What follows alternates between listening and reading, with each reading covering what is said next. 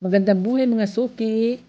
Nakabili ako ng passion fruit. Ito pa yung passion fruit. Ang ganda ng kulay niya.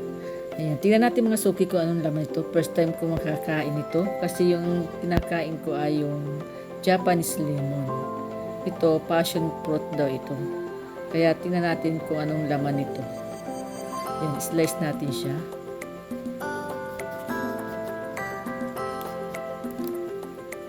Binili ko lang siya at ito pala yung passion fruit.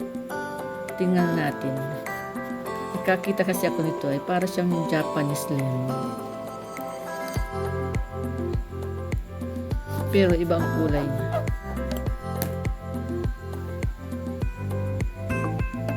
Oh, ayan.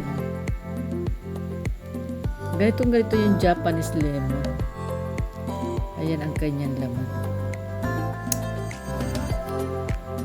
Pero iba ang kulay niya. Ayan. Kutsarain natin siya mga suki.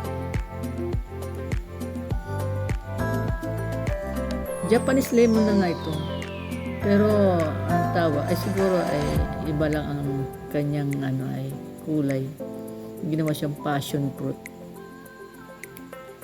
Kasi yung Japanese lemon ay kulay yellow. Pero medyo maasim yun. Tingnan natin to.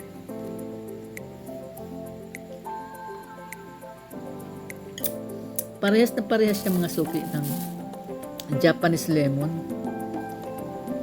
Kaya lang, kala ko iba ang laman kasi pero pinaganda ang pangalan, passion fruit. Yung Japanese lemon kasi ay kulay yellow ang yung nakita ko. Meron palang ganitong kulay pero nagpipit siya. Masarap siya, hindi siya masyadong maasim.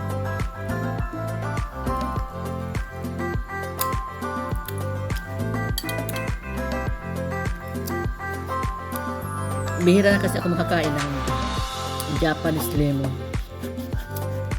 Dati ay meron kaming tanim nito doon sa may bukid. May matamis ito, may maasim, may konti. Kaya pala medyo mura siya. Yan, may sabaw siya. Konti lang laman ito. Masarap siya.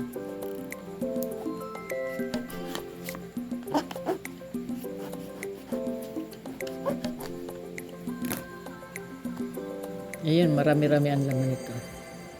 Ayan.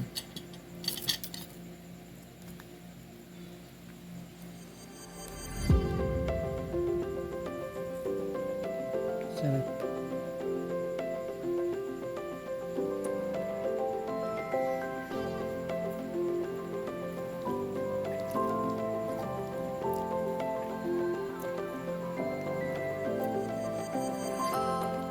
Sarap.